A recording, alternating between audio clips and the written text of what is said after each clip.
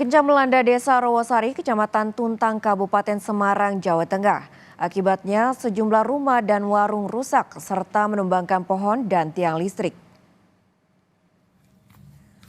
Beginilah kondisi rumah Dusun Rowosari, Desa Rowosari, Kecamatan Tuntang, Kabupaten Semarang, Jawa Tengah.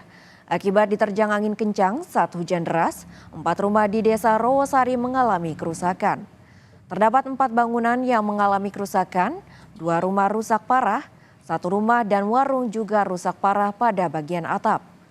Kerusakan parah terjadi karena atap rumah hancur dan roboh sehingga kerugian yang dialami mencapai puluhan juta rupiah. Akses jalan penghubung antar desa sempat tertutup sebelum pohon dievakuasi oleh warga.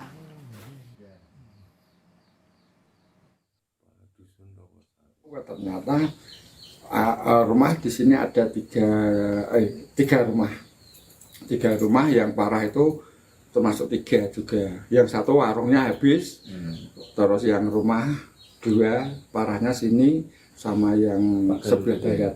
Pagar itu ya.